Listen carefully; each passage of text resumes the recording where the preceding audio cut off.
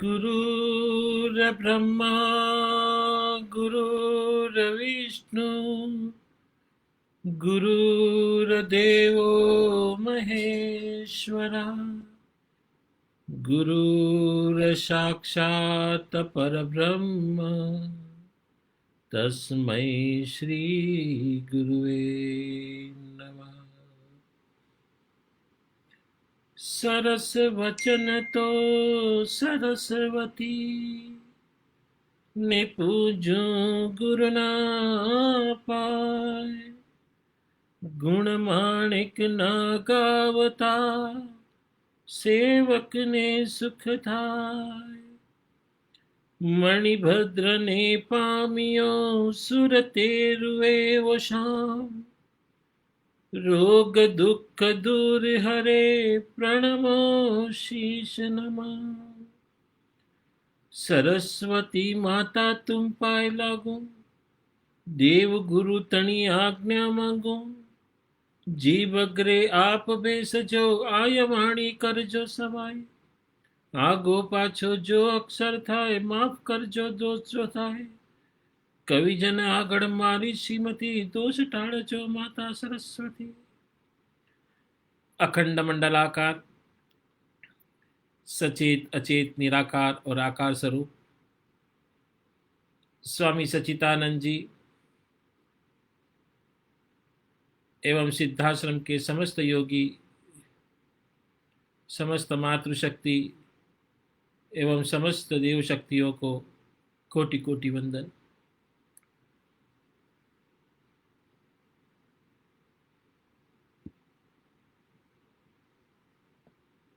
पूर्व की भांति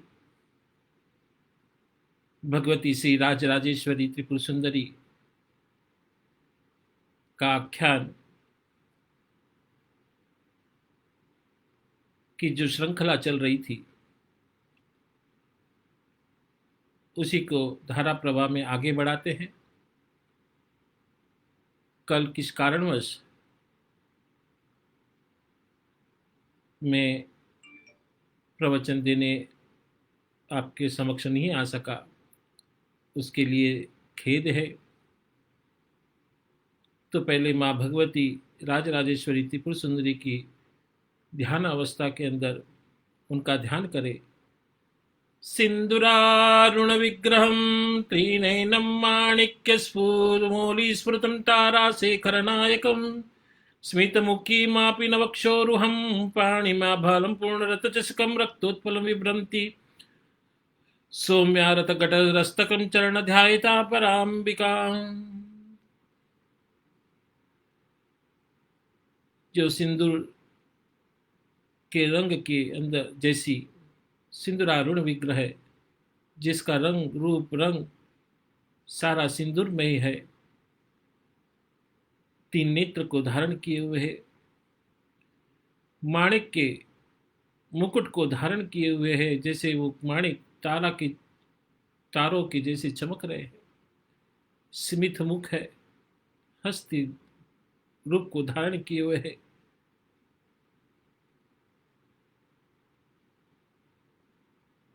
और रतकटस्थ उनके चरणों में आलता लगी हुई परा अंबिका, जिसके अंदर तीनों त्रिभुवन के सुख को प्राप्त करने की शक्तियां प्राप्त होती है। ऐसी माँ भगवती श्री राजराजेश्वरी को मैं नमन करता हूं। आज भगवती राजराजेश्वरी के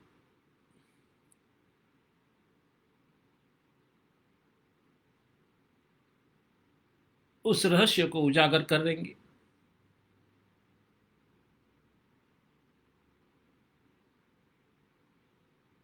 गत प्रवचन के अंदर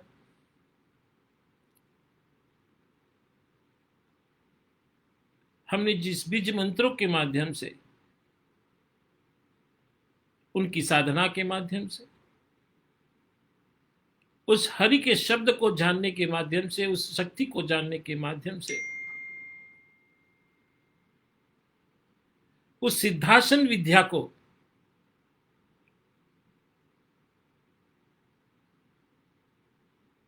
उसके अंदर अंतलक्ष्य रूप निहित है।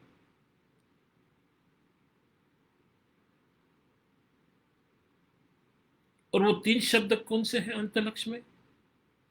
ह्रीम, क्लीम और ब्लेम। इन तीनों शब्दों का उच्चारण वचन है। हरि शब्द से और जन्नी से ई, इन दोनों के संपर्क से ह्रीम शब्द का प्रादुर्भाव होता है।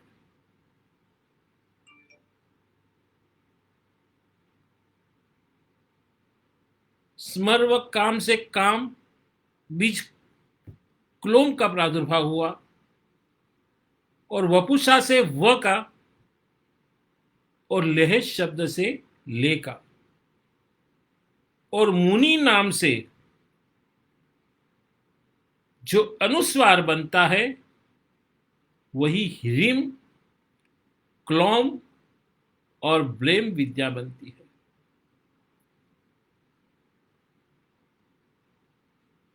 शब्द कितने छोटे हैं, और इस छोटे से शब्दों के अंदर पूरा ब्रह्मांड समाया हुआ है।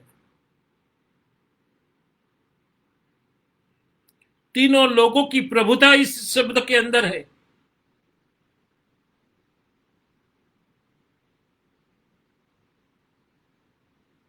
और इसी शब्द से मनुष्य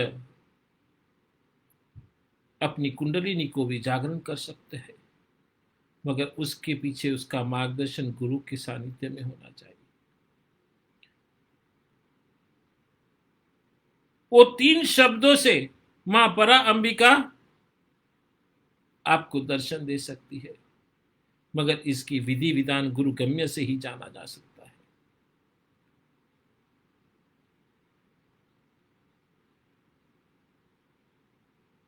जो गुरु गम्य से विद्या जाने बिना इसका आप कितने भी उच्चार कर लो, इसके विधि विधान जो आपको पता नहीं है, तो सारे मंत्र और समय दोनों व्यर्थ है आपके लिए।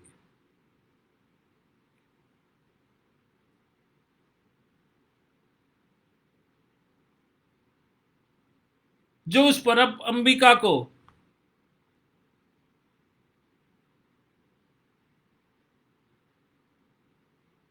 आपको अपने वश में करना है, कि अपने प्रेम झालक के अंदर रखना है उसको, तो आपको उस परा शक्ति परा अंबिका के अंदर श्रद्धा के भाव होने चाहिए। आप अपना पूरा समर्पण उस गुरु के प्रत्यय और उस परा अंबिका के प्रत्यय दे दे,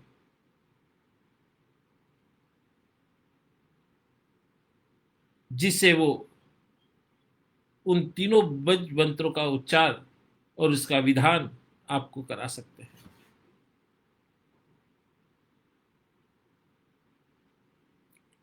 और जब परमात्मा आपसे प्रेम करने लग जाता है, जो मां पराशक्ति आपसे प्रेम करने लग जाती है, तो फिर कहना ही क्या।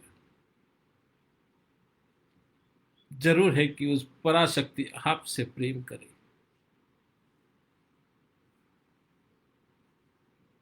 मैं आपको एक दृष्टांत यहां पे मैं सुनाता हूं। एक महात्मा थे,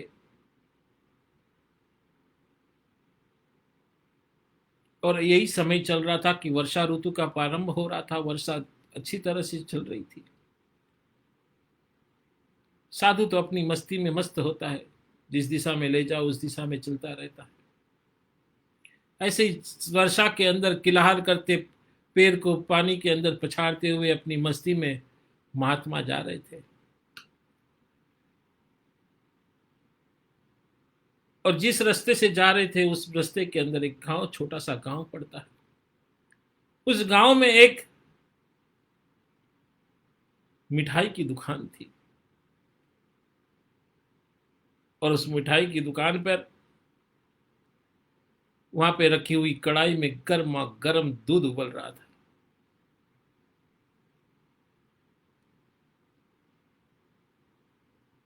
और दूसरी कढ़ाई में गर्मा गर्म जलेबियां तैयार हो रही थी।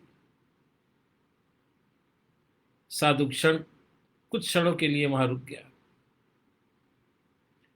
शायद भूख का एहसास हो रहा था या मौसम का असर था। साधु हलवाई की भट्टी को बड़े गौर से देख रहा था। साधु कुछ खाना चाहता था, पर अपनी मस्ती के बीच इस भूख को जान वो प्रभु को स्मरण कर मन ही मन में कह रहा था कि हे मां, तेरी क्या लीला है। क्योंकि साधु के वस्त्र में जेब होती नहीं है, थी नहीं उसके पास, तो भला पैसा कहां से होता। साधु कुछ पल भट्टी के पास जाकर हाथ सेकने लगा।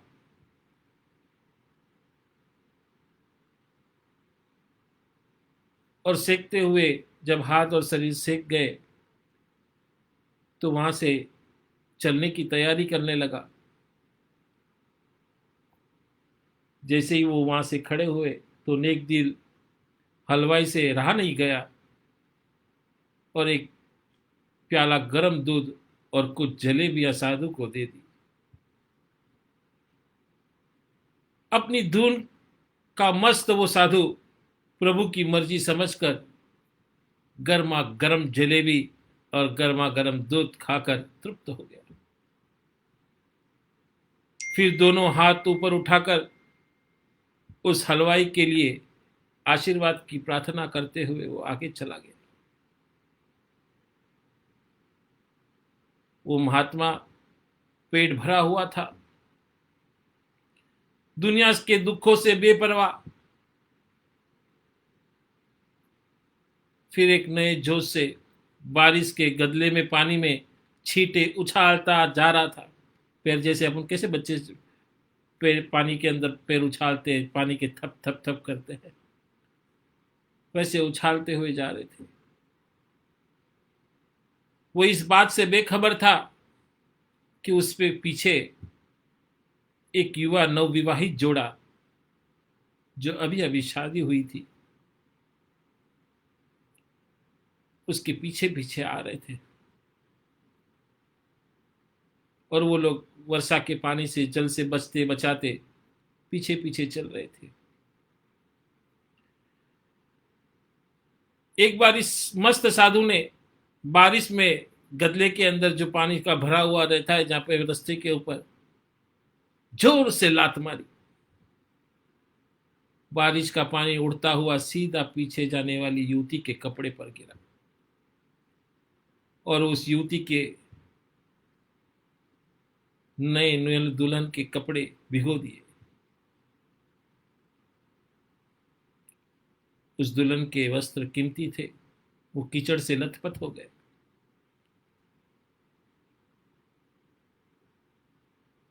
इसके युवा पति से यह बात बर्दाश्त नहीं हुई, इसलिए वो आस्तीन चढ़ाकर आगे बढ़ा और साधु के कपड़े से पकड़कर कहने लगा, अंधा है क्या। जैसे कैसे जोश चढ़ जाता कि अपने कोई प्रियजन हो और उसको कोई बोल दे तो अपना भी खून खोल जाता है। तो उसने तो अपनी पत्नी के कपड़े वस्त्र किया थे। तो उस नवयुवक ने उस महात्मा के कपड़े पकड़े और कहता है, अंधा है क्या, तुमको नजर नहीं आता। तेरी हरकत की वजह से मेरी पत्नी के कपड़े गीले हो गए, कीचड़ से भरकर लथपथ हो गए।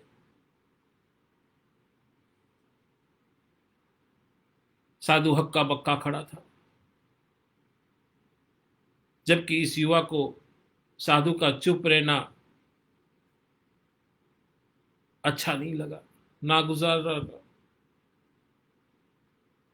महिला ने आगे बढ़कर युवा के हाथों से साधु को छुड़ाना चाहा, मगर लेकिन युवा की आंखों में निकलती नफरत की ऐसी चिंगारियां थी, वो देखकर वो पीछे की तरफ खिसक गई, क्योंकि वो मजबूर थी। राह चलते राहगीर भी उदासीनता से यह सब दृश्य देख रहे थे, लेकिन युवक के गुस्से को देखकर किसी में हिम्मत नहीं हुई कि उसे रोके। आखिर जवानी के नशे में चूर इस युवक ने एक जोरदार थप्पड़ उस साधु के चेहरे पर जड़ दिया। बूढ़ा साधु थप्पड़ की मार से लड़खड़ाता हुआ कीचड़ में जाग पड़ा। एक कमजोर आदमी जो युवा कोई मार दे तो गिरना निश्चित था। युवक ने जब साधु को नीचे गिरा देखता हुआ मुस्कुराते हुए वहां से चल दिया। बूढ़े साधु ने आकाश की ओर देखा। उसके होठों से निकला, वाह रे मां, कभी गरम गरम जलेबियां तो कभी गरम गरम थप्पड़, लेकिन तू जो चाहे, तुझे जो भी पसंद है। यह कहता हुआ वह एक बार फिर अपने रास्ते पर चल दिया। दूसरी ओर वह युवा और उसकी दुल्हन अपनी मस्ती करते हुए अपनी मंजिल तक पहुंचे, अपने घर तक पहुंचे। थोड़ी दूर चलने के बाद वह अपने मकान के सामने आकर रुक गए। वह अपने घर पहुंच गए थे। वे युवा अपनी जेब से चाबी निकालकर अपनी पत्नी से हंसी मजाक करते हुए ऊपर घर की सीढ़ियां तय कर रहा था। बारिश के कारण सीढ़ियों पर फिसलन हो गई थी। अचानक युवा का पैर फिसल गया और वह सीढ़ियों से नीचे गिर गया। महिला ने बहुत जोर शोर से मचा। लोगों का ध्यान अपने पति की ओर आकर्षित करने लगी, जिसकी वजह से काफी लोग तुरंत सहायता के लिए युवक की ओर लग के। निश्चित है, मानवता है जहां पर तो मदद के लिए कोई भी आता है। लेकिन देर हो चुकी थी। युवक का सिर फट गया था और कुछ ही देर में ज्यादा खून बह जाने के कारण इस नौजवान युवक की वहीं पर मौत हो गई। कुछ लोगों ने दूर से आते हुए उस महात्मा को देखा। आपस में कानाफूसी होने लगी कि निश्चित रूप से इस महात्मा ने थप्पड़ खाकर युवक को श्राप दिया होगा, अन्यथा ऐसा नौजवान युवक का केवल सीढ़ियों से गिर जाना है पर मर जाना बड़े अचंभे की बात लगती है। कुछ मनचले युवकों ने यह बात सुनकर उस महात्मा को घेर लिया। एक युवा कहने लगा, आप कैसे महात्मा है, कैसे भगवान के भक्त हैं, जो केवल एक थप्पड़ के कारण युवा को श्राप दे बैठे। भगवान के भक्त में तो रोष और गुस्सा हरगिज नहीं होता। वो किसी के प्रति बुरा सोच नहीं सकता, फिर वो अपना हो पराया हो कोई भी हो। आप तो जरा सी असुविधा पर धैर्य न खो बैठे। उस महात्मा कहने लगे, भगवान की कसम, मैंने इस युवक को श्राप नहीं दिया। अगर आपने श्राप नहीं दिया तो सारे युवक कहने लगे कि जब आपने श्राप नहीं दिया तो ऐसा नौजवान युवा सीढ़ियों से गिरकर कैसे मर सकता है। तब वो महात्मा ने दर्शकों से एक अनोखा सवाल किया कि आप में से कोई इस घटना का चश्मदीद गवाह मौजूद है। कि जिस दिन वो कीचड़ उस युवकी के ऊपर डाल गिरा था, उसका कोई चश्मदीद गवाह है? एक युवा ने आगे बढ़कर कहा, हाँ, मैं इस घटना का चश्मदीद गवाह हूं। साधु ने अगला सवाल किया, मेरे कदमों से जो कीचड़ उछला था, क्या उसने युवा के कपड़े को खराब किए थे? तो वो युवा बोला, नहीं, लेकिन महिला के कपड़े खराब किए थे।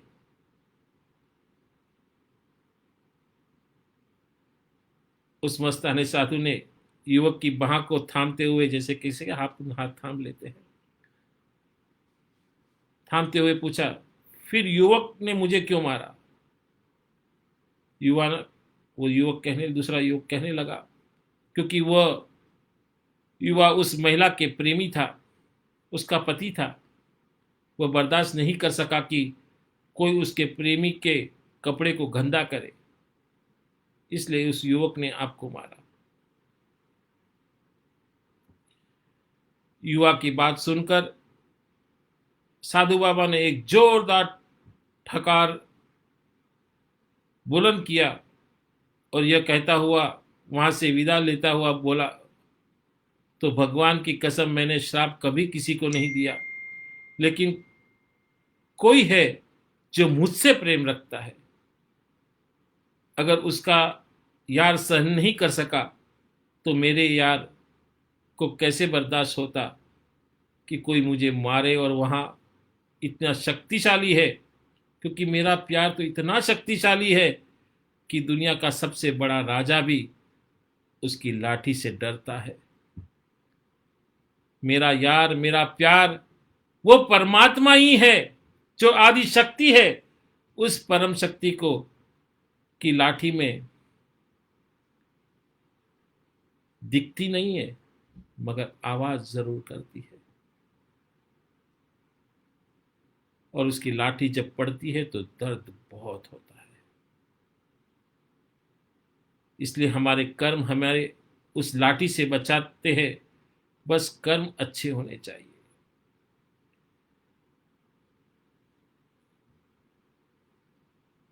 इसलिए कहते हैं कि उस परमात्मा के प्रति पूरी आस्था होनी चाहिए, प्रेम होना चाहिए। उस मां भगवती जगदम्बा के प्रति पूर्ण प्रेम होना चाहिए। और जब वो प्रेम की भावना अंदर से पुष्पित होती है, अंदर से निकलती है, तो मां जगदम्बा अपने उस प्रेमी को, अपने वत्स को अपने गोद में उठाकर चलती है।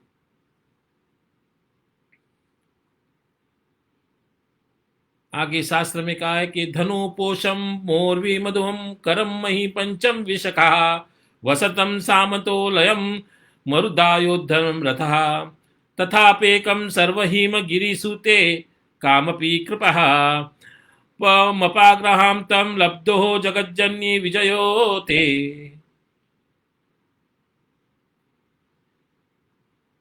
इसमें कहते कि हे हिमालय कन्या, यहां पर क्या उल्लेख किया है? हिमालय की कन्या। हे हिमालय कन्या, भमरों की तात वाला पुष्प धनुष और 5 कुसुम सर लिए वसंत द्वारा चलित मलय वायु के रथ पर बैठा अशरीरवान कामदेव तुम्हारे कृपा कटाक्ष के प्रताप से ही इस संसार पर विजय प्राप्त करता है। अब जो मैं इसकी व्याख्या करने जाऊं कि अनंत से कामेश्वर व विमर्श शक्ति का तात्पर्य है, इसका आयुध मन है जिसका गोतक धनुष्य है। पुष्प मय धनुष्य से शोभित, पर मन से तात्पर्य है वचन, आदान, गमन, विसर्ग, आनंद, हान, उपादान, उपेक्षा। इन 8 रूपी प्रकार से कुसुम रूपी बुद्धि का बनना धनुष का मन है।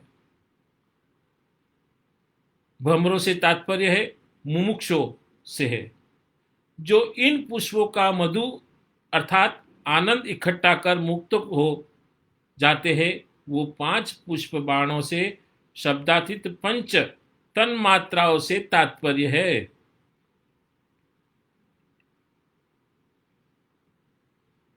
इन्हीं आयुधों व उपकरणों से स्थूल रूप में संसार मोहित होता है, अर्थात अपर मन व संकल्प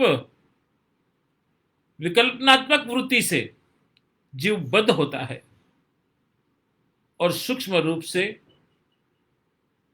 पर मन व सकल संकल्प और विकल्प रहित मन से संसार को जीव जीत लेता है, अर्थात भव सागर से वो पार हो जाता है।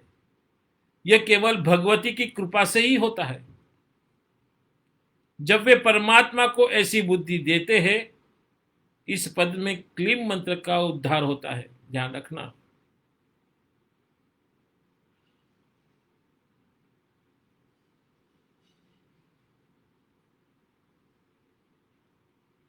कामपी से क कम मलय से ल, मोरवी से ई और पुष्प से अनुस्वार, इसके मिलाने से क्लोम वाक का बीज बनता है। इसे काम बीज के मनन से मुक्ति होती है, ऐसा बोध होता है। साथ ही ऐहिक तुच्छ कामनाओं की भी पूर्ति होती है।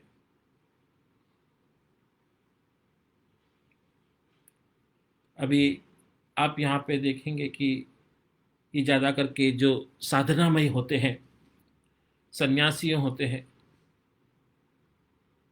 यति आचार्य महात्मा हो, इनके लिए ये जो बीज मंत्र है, ये बीज मंत्र ही, क्योंकि इसमें 2 चीज आप निष्कर्ष निकाल सकते हैं इस चीज पे।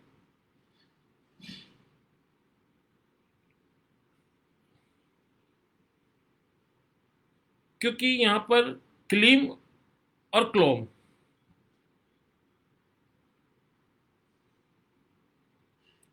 ये 2 जो शब्द है,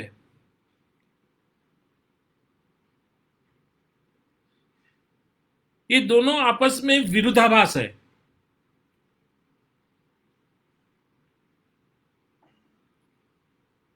क्लीम से मनुष्य को मोहित भी किया जा सकता है, वासनात्मक होता है, अंदर की वासना जागृत होती है और वो परतत्व की भी कामयाबी में प्राप्त होती है। मगर क्लोम शब्द जो ये बीज मंत्र है, इससे वासना का नाश होता है। इसलिए जितने भी महात्मा लोग होते हैं, जितने भी साधक लोग होते हैं, उसको क्लोम बीज मंत्र का आराधना करनी चाहिए, जिससे अंदर रहे हुए काम, क्रोध, मद, लोभ, मोह, मत्स्य सब सारे विकारों का नाश होता है। ये आपको गूढ़ रहस्य आज मैं आपको बता रहा हूं। ये बताने वाला आज कोई है नहीं। आप इस चीज को गूढ़ता से जानिए कि जो बीज मंत्र क्रोम है, इस वासना को खत्म करता है, और जब क्लीम मंत्र वासना को बढ़ाता है। एक ही शक्ति के 2 रूप है, जिसे एक सिक्के के 2 पहलू होते हैं।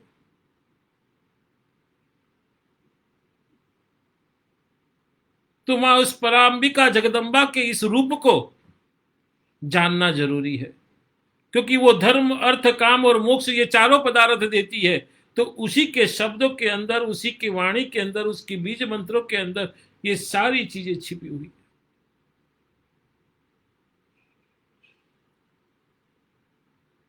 कवणम कांची दामा करिकलबम कुंभम स्तरम परभरा परीक्षीणा मध्ये परीक्षणम सचंद्रवर्धनः धनुबाणानं पासं स्मुणिमतिं ददानं करोतलहे पुरस्ताद्वाताम्नं त्रिमिथुरातं पुरुषिकहम्।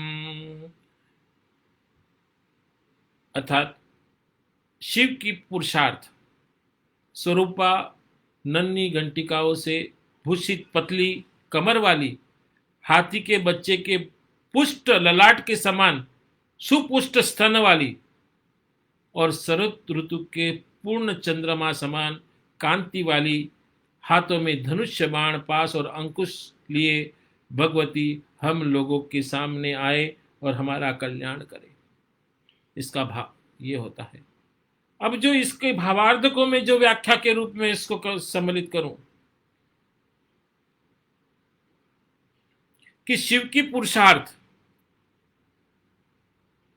और स्वरूपा से तात्पर्य है भगवती ही शिव की आश्रयभूता शक्ति है, अर्थात इन्हीं के बल पर शिव का ऐश्वर्य स्थित है।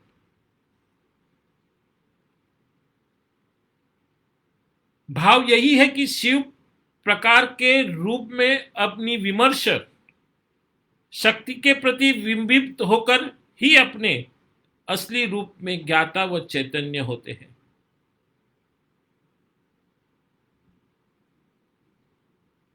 अहो पुरुषिका का साधारण अर्थ है अहंकार, परंतु यह अहंकार बंधन का कारण अपर अहंकार नहीं है, पर अहंकार ही जो वांछनीय है। पूर्ण मथिता से योगी मात्र से तात्पर्य है जो पूरों का देह स्थित चक्रों का भेदन करता है। समझने योग्य बात है, यहां पे ध्यान से समझिए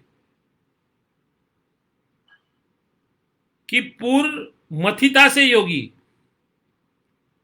मात्र से तात्पर्य है जो पूरों का देह, पूरों का देह क्या होता है कि ये पूर्ण शरीर के अंदर जो 7 चक्र है उस 7 चक्रों का भेदन करना, अर्थात ज्ञात ग्रात ज्ञान श्रेय रूपी पूर्व का भेदन कर ब्रह्मपुर को जाता है।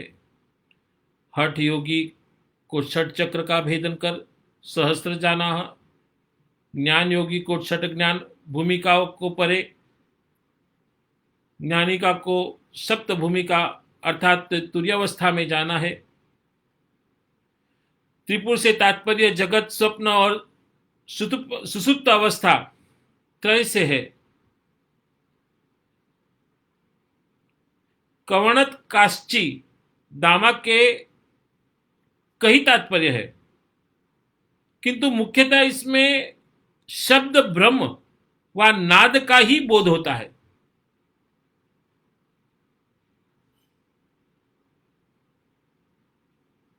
क्योंकि जैसे ओमकार है, ओमकार में जैसे 3 अक्षर होते हैं, अकार उकार और मकार, मगर ज्यादा करके लोग नाद और ब्रह्म को ध्यान नहीं करते। क्योंकि आप ओम जब बोलते ओम,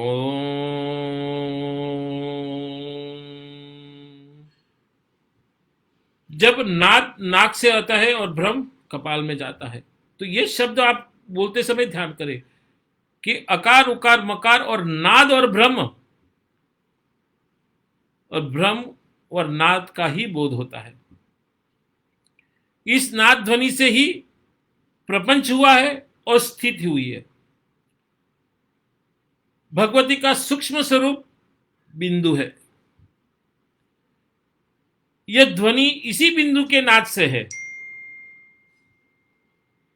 स्तन भरा से पालित शक्ति से तात्पर्य यह है कि परिणत सरचंद्र, वदना से पूर्ण निर्मला, ब्रह्म से तात्पर्य है शरद ऋतु से मेघ रहित आकाश अर्थात कि चिदाकाश का बोध होता है। इसके निर्मल्यत्व प्रकट होता है धनुष्य बाण, पंचबाण, पाश और अंकुश से क्रमशः चित्त वृत्ति, पंच ज्ञानेन्द्रिय, राग और क्रोध से मतलब है। यहां एक शंका और हो सकती है कि इन आयुध्यों से आत्मज्ञान कैसे हो सकता है? तो चित्त वृत्ति के 5 ज्ञानेन्द्रियों को वश में करने से ही अंतर्मुखी वृत्तियां होती है। राग, वासना और क्रोध को, जो अहंकार के परिणाम है, और मोह को, जो नाश का कारण है, वश में करने से ही ब्रह्मा ज्ञानदायक आत्मा का ज्ञान होता है। इस चारों आयुध्य को यह भी भाव है कि भगवती इनके उपासों की, जो अपने जिसके साधक है, जो उसके उपासक है, निविकल्प समाधि की विद्य चतुष्टक कसाई लय विपक्ष और सवस्वाद क्रमशः दूर करती है। दोनों स्तन और मुख से भाव कला कला से हकदार्थ रूपा है। इस पद से सिनी बीज ब्ल का उद्धार होता है। बाण ब कर, बाण से ब का, कर तले से ल का, और पूर्व मिथुत से उग आस्था से बिंदु का होता है।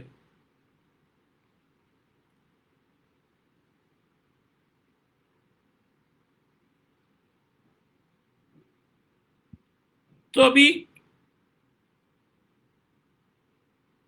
इसमें ये भाव होने चाहिए कि जो राग द्वेष है, मोह है, उस मोह के बंधन को कैसे काटे।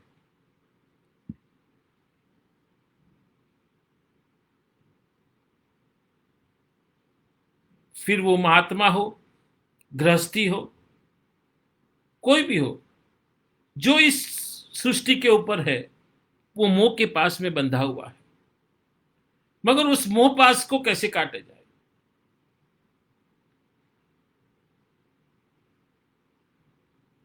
हर एक की मोह की एक अपनी अपनी मर्यादा होती है।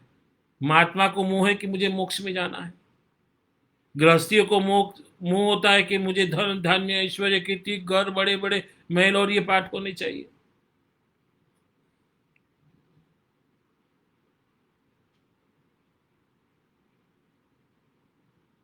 और इसी मोह के वश में मनुष्य लालच के वश में आ जाता है। और जब लालच आ जाती है तो मनुष्य अपने मन की सोचने की शक्तियां बेकाबू हो जाती है। वो फिर बड़े छोटे का आदर सत्कार करना भूल जाती है।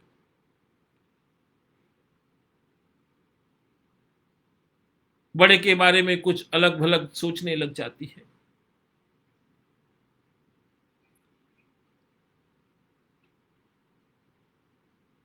बहुत से लोग, जब मैं देखता हूं कि लोग आते हैं आश्रम के अंदर, गुरु पूर्णिमा हो या 17 नवंबर हो या कोई फंक्शन होता है, तभी वस्त्र, पुष्प, मिठाई, दक्षिणा ये गुरु चरण के अंदर समर्पित करते हैं।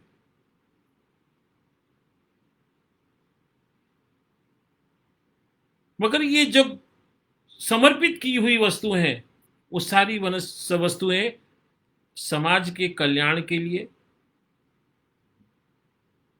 गौ के कल्याण के लिए, आश्रम को चलाने के लिए उसमें उपयोग किया जाता है। नहीं तो उस महात्मा को क्या चाहिए, मेरे को भी कितना चाहिए। अभी तो एक समय खाने के लिए रख लिया है मैंने, बहुत कम आवश्यकता हो गई है। और आपने भी देखा होगा कि कोरोना वायरस के अंदर मनुष्य को आवश्यकता कितनी होती है, मगर बस पीछे पीछे भागता है। आपको यहां पर एक उदाहरण देता हूं मैं कि एक राजा के पास, अच्छे राजा थे, राजगुरु गुरु उनके सब थे। तो उनके पास अपने गुरु आए। राजा ने बड़े आदर सत्कार से उनका आव सम्मान किया, उनको आसन दिया, उनका पाद्य पूजन किया। मगर उस समय दरबार के अंदर सारे लोग बैठे हुए थे और पाद्य पूजन करने के पश्चात एक बड़ी सी स्वर्ण थाली के अंदर सुंदर रेशमी कपड़े, रेशमी जूते और धन से भरी हुई थाली लेकर गुरु के सन्मुख रख दी। वहां बैठे हुए जितने मंत्री संतरी लोग थे, उनके मन के अंदर कल्पना होने लगी, ओह देखो, महाराज को क्या जरूरत है इन सब चीजों की।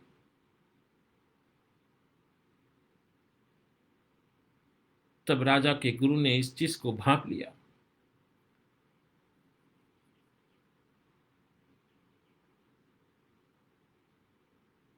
तब गुरु ने राजा से यह सम्मान के लिए आशीर्वाद दिया और कहा कि राजा ने कहा कि प्रभु गुरुदेव, ये आपके चरण में अर्पण है। तब गुरु ने मन ही मन में सोचा, हम सन्यासी हैं, हमारा सम्मान से ये क्या लेना देना।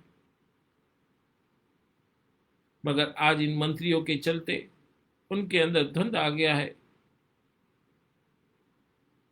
इस बार राजा को कुछ विचार देना पड़ेंगे,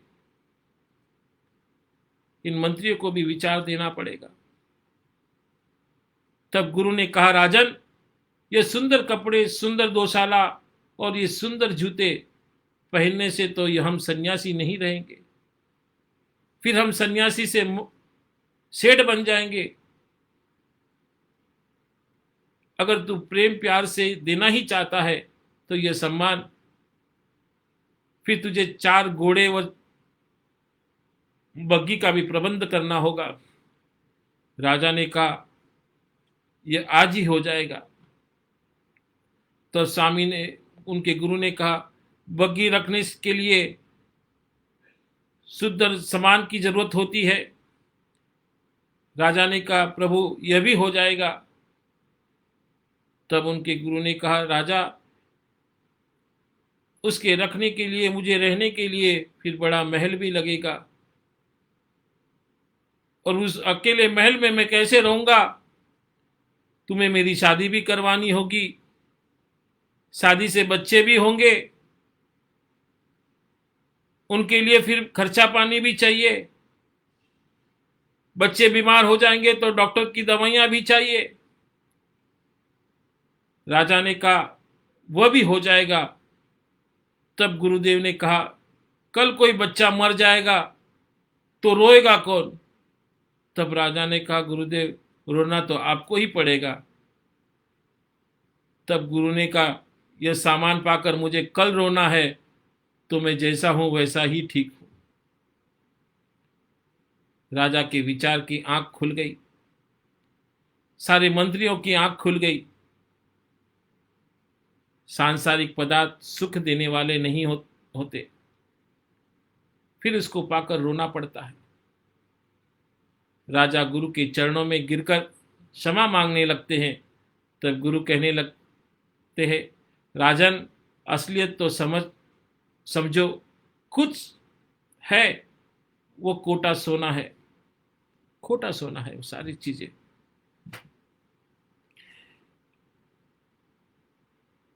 इस खोटे सोने के ऊपर, खोटी चीजों के ऊपर खोटा सोने का पॉलिश किया हुआ है। अपनी विचार बुद्धि से काम ले, सत्य असत्य की परख कर। सत्य तू है, असत्य संसार है। यह तेरी बुद्धि में कल्पना रूप में विराजमान है। कल्पना को कल्पना समझ ही, यही सच्चा ज्ञान है। जब सर्वनाम रूप तुम अधिष्ठान में कल्पना रूप से विराजमान है तो डर किस बात का है? और साथ में इस बात को समझने की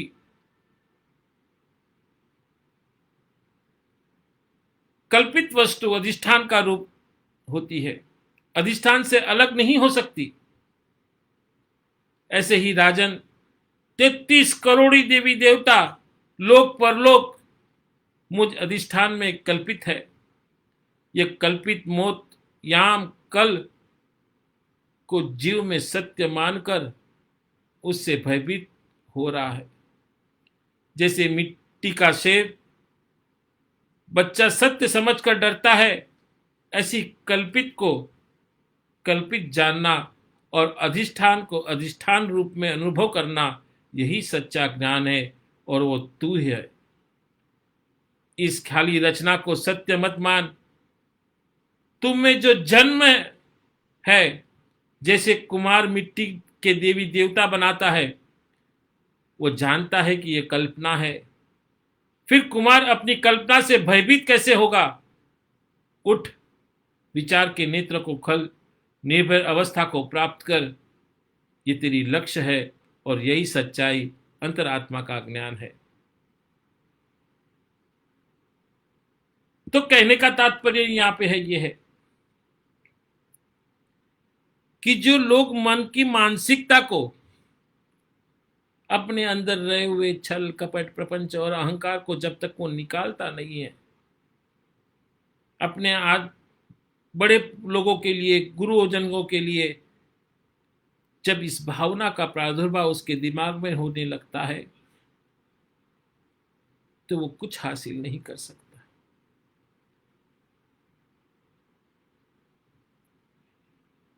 और जो इस विद्या का धनों पर जान करने के लिए विद्या सीखता है, तो भी उसको ज्ञान की प्राप्ति नहीं होती। इसके ऊपर कभी और बोलूंगा। आगे चलते हैं कि सुधा सिंधुर मध्य सुर विपिटिम वाटी परिवृत्ते मणिदीपे नोनुपवनम वति चिंतामणि ग्रहे शिवाकारे मध्य परम शिवम परकम विलायम भजन्ति त्वहा धन्याकृतिं च चिदानंदन लहरिम। अर्थात थोड़े से ही भाग्यवान है जो चित्त और आनंद की धारा रूपिणी अमृत सागर के मध्य में मणिद्वीप में अलौकिक वृक्ष के उद्यान से वेष्टित और निप वृक्ष के उपवन में युक्त चिंतामणि ग्रह में परम शिवरूपी पलंग पर जिसके 4 शिव आधार स्वरूप है बैठी हुई तुमको भजते हैं। हे मां परांबिका, आपको बार बार नमस्कार है। अभी इस श्लोक का जो मैं भावार्थ करूं और इसकी व्याख्या करने जाऊं, मैं शक्ति और शिव का सामस्य परम शिव परक नीलयंबा से बोध होता है कि जैसे पिंड व जीव के शरीर में परम शिव सहस्त्रार में ब्रह्मरंध्र स्थान में है, वैसे ही समस्त रूपी प्रणव में वह बिंदु के नीचे नाद रूप में है। आप में ओमकार के अंदर देखा होगा कि बिंदु के नीचे जो नाद, जो एक ऐसा राउंड के अंदर आधा राउंड होता है, उसको नाद बोलते हैं। अपन जैसे कि नाद, ऐसे आकाश में स्वर्ग की कल्पना भी नाद की बताई गई है। तो वो नाद रूप है। इसमें स्पष्ट यह है कि नाद रूपी परम शिव ही बिंदु रूपिणी शक्ति का पर्यक अर्थात आधार है। सुधा सिंधु सहस्त्रार सलंग अम्मा कला है, इसी के ऊपर बिंदु विसर्ग रूपी शक्ति रहती है। चिंतामणि ग्रह का अर्थ है इच्छा अनुकूल वर्ग की प्राप्ति का स्थान। मणिदीप से तात्पर्य है कि परम ज्योति से, जैसे सुधा से चैतन्य व चित शक्ति का है और सिंधु से सर्वव्यापकता का बोध होता है, वैसे ही अभानापाद का आवरण हट जाने से चैतन्यता व चित्त शक्ति का प्रकाश देखने में आता है। नाना वृक्ष है, नाना प्रकार के कर्म वासनाएं हैं। वृक्ष का अर्थ है यहाँ पे नाना प्रकार के वृक्ष, इसका मतलब होता है कि नाना प्रकार के कर्म वासनाएं हैं। सूर विपट्टी वाटी से कल्प है कि वाटिका से मतलब है कि विपट्टी वाटिका कल्प, यह सृष्टि में संकल्प तरु अर्थात कामचारिणी वृत्ति है। इसी वृत्ति से जीव जैसी इच्छा कर कर्म करता है वैसा ही फल इस जन्म में वह अपर जन्म में पाता है। समष्टि में यही प्रपंच का कारण है। उपनिषदों में इसे तेज कहा है। यह परम शक्ति की इच्छा है, शक्ति को व्यक्त करता है। परम शिव और आधार रूप रूप चार शिवों से यह तात्पर्य यह है कि विकल्प और निर्विकल्प समाधि के बीच में 5 अवस्थाएं हैं और इन 5 अवस्थाओं को पार करके ही निर्विकल्प समाधि की अवस्था को प्राप्त होती है। यह समाधि जीवन मुक्तावस्था को बोध देता है। इस अवस्था में बोधितानुवृत्ति रहती है, अर्थात रज्जु से सर्प का भान होता है। भले ही इसमें भय व दुख न हो, परंतु जब तक रज्जु अंधकार और आंख है तब तक सर्प की भांति होगी, चाहे क्षणिक ही हो। यद्यपि इस सोपाधिक भ्रांति से अनिष्ट की संभावना नहीं है, तथापि इसका निवारण करना ही उचित है। यह होगा कि सजावस्था की प्राप्ति से सजावस्था व निर्विकल्प समाधि सविकल्प समाधि से 5 मात्रा परे है। ये 5 अवस्थाएं साम्य अवस्था, इसमें जीवोपाधि अर्थात अहम भाव का लय होकर ग्रात और ज्ञान और ज्ञेय इन शुद्धि पुष्टि का भाव का आभास मात्र रह जाना है। प्रयाग के त्रिवेणी संगम का यमुना का नीला प्रवाह और गंगा के श्वेत प्रवाह में मिलकर एक हो गया है, तथापि कंचित दूर कर काली रेखा दिख भी पड़ती है। इसी प्रकार इस अवस्था में भी ब्रह्मांड में ही जीव भान भी है। दूसरी अवस्था है लयावस्था। इसमें पूर्वोक्त शुद्धि त्रिपुटी की भी लय हो जाता है। यह केवल एक रह जाता है जो कहा नहीं जा सकता। और तीसरी अवस्था है विनाश अवस्था। इसमें अखंडोपाधि की भी निवृत्ति होती है। निवृत्ति 2 प्रकार की है, लय और नाश। लय निवृत्ति सुषुप्त अवस्था में और नाश निवृत्ति तृतीय अवस्था में जगत भास की गोतक है। और चौथी अवस्था है अत्यनाद अवस्था। इसमें जीव चेतना ब्रह्म चेतना का सर्व चेतना में भेद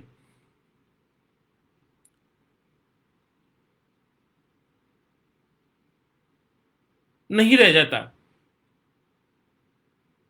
फिर वो चेतना में हो क्या अचेतना में, उसका भेद कोई नहीं रह सकता। और 5वीं अवस्था है एकव्य अवस्था। इसमें त्रितोद्यता व अमाखाया अवस्था रहती है। आपने ये नाम पहले कभी सुने नहीं होंगे। अतितोदिता, अतितोदिता व अनामाख्या अवस्था भी कहते हैं। इसको बोधातीत कहना ठीक नहीं है, क्योंकि यह बुद्धि से परे है। जो बुद्धि से परे है उसी के एक यह हो जाता है कि दोनों मिल जाते हैं, एक हो जाते हैं। इस अवस्था के स्वरूप को हृदयगाम करना दुष्कर है। इन 5 अवस्था के गोतक परम शिव के पर्यत के 4 पाद ब्रह्मा विष्णु रुद्र और ईश्वर तथा 5वें कशिपु के गोतक सदाशिव है। इन श्लोक को कामेश्वरी बीज क्लीम और सदाशिव का प्रेत बीज हसों का उद्धार होता है। तो यहां पर 2 बीज मंत्र का उद्धार हुआ है इस श्लोक के अंदर, एक क्लीम मंत्र का और दूसरा हसोम मंत्र का।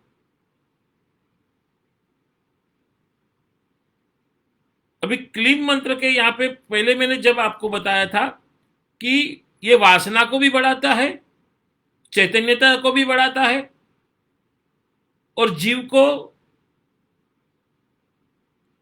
गति भी देता है।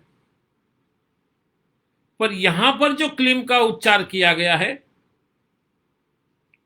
यहां पर किसी भी वस्तु को, किसी भी चीज को, किसी भी व्यक्ति को अपनी तरफ आकर्षित करने के लिए कहा गया है। Good afternoon, Sagar. How's it going? और दूसरी तरफ हस्सोम बीज जो कहा गया है, ये आत्मा की उद्धार के लिए, उस मोक्ष को प्राप्त करने के लिए कहा गया है।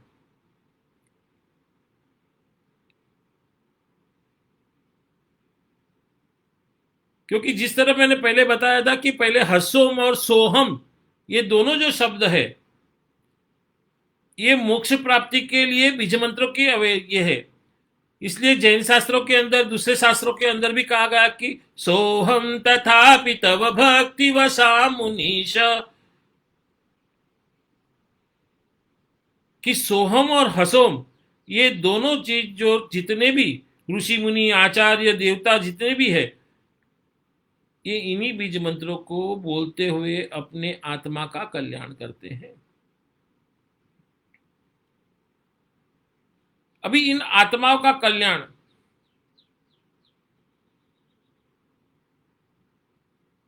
तो करना तो है ही है, मगर अपने इस जीवन के अंदर धर्म, अर्थ, काम और मोक्ष, ये चारों पदार्थ को प्राप्त करते हुए मोक्ष को प्रयाण करना है। मगर ये चार पदार्थ आपको कैसे प्राप्त हो सकते हैं? तो इसमें यहां भगवती कहती है कि मेरे जो मूल स्वरूप यंत्र को है, जो श्री यंत्र को है,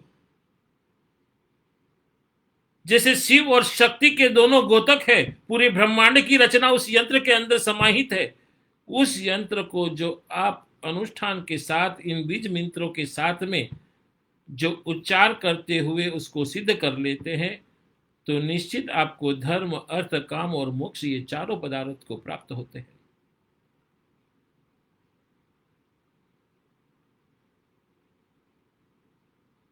तो मैं आपको ये कहना चाहता हूं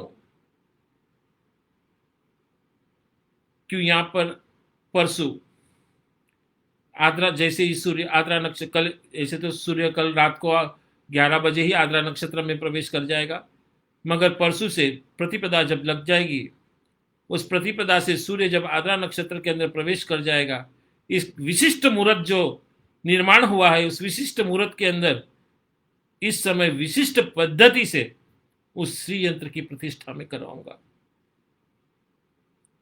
और जो विशिष्ट पद्धति से उस श्री यंत्र को प्रतिष्ठा होगा, आप खुद देखेंगे अपने जीवन के अंदर जो परिवर्तन होते जा रहे हैं, क्योंकि ये अभी इस समाज के लिए, इस देश के लिए आवश्यक हो गया है।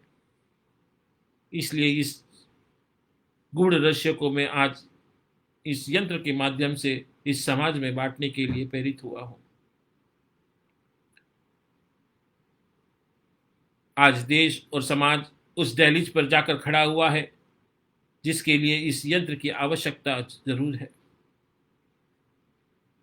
इसलिए सिद्धाश्रम के जितने भी गुरुजन हैं, उनके आदेश अनुसार इस गूढ़ रहस्य को उजागर भी कर रहा हूं और एक अनूठी विधि से उस श्री यंत्र की पूजन में यहां पर करूंगा।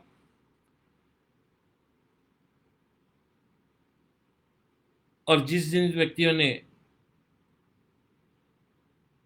नामकरण लिखवाया है ऑफिस के अंदर, और जो लिखवाना चाहता है वो तुरंत कर दे, जिससे आपके नाम का संकल्प हो सके। और जो व्यक्ति जिनके घर में श्री यंत्र है, जो आश्रम से लिया हुआ है, पहले चेतनामय है, उन व्यक्ति को आश्रम के कार्यालय से संपर्क करें। कुछ सामग्री की लिस्ट है, वो लिस्ट आप अपने घर पर उस सामग्री को लाके रखें और जूम ऐप आप अपने मोबाइल में या लैपटॉप में या कंप्यूटर में डाउनलोड कर ले। मैं आपको लाइव उसकी पूजा विधि बताऊंगा, जैसे आप उसकी पूजा विधि कर सकते हैं। जिसके नाम का संकल्प होगा उन्हीं को वो लाइव होगा, उन्हीं को एक्सेप्ट किया जाएगा। और अंत में शाम को 4 बजे के बाद में जो हवन होगा, उस हवन का फेसबुक के ऊपर लाइव किया जाएगा। मगर जो मेरा शब्दों को आप मान दे सकते हैं, क्योंकि मैं आपकी आत्मा के कल्याण के लिए, आपके जीवन के कल्याण के लिए ही मैं ये बोध देता हूं कि जितने हो सके उतने लोग इस श्री यंत्र को लेने की चेष्टा करें, क्योंकि ये मौका पता नहीं बार वापिस आएगा नहीं आएगा, मैं कह नहीं सकता। तो जितने लोग होंगे, क्योंकि जीवन के अंदर धन दौलत ऐश्वर्य या आना और जाना है, मगर ये जो मिल गया तो ये खाली आना ही आना है, जाना जाना नहीं है।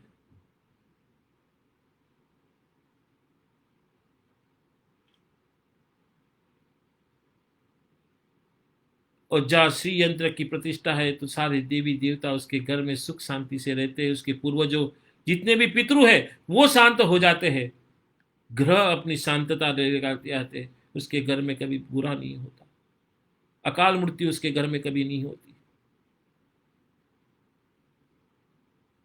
तो मैं सबको यही कहूँगा कि आप सभी जन इस यंत्र को ले, उस यंत्र का पूजन करें।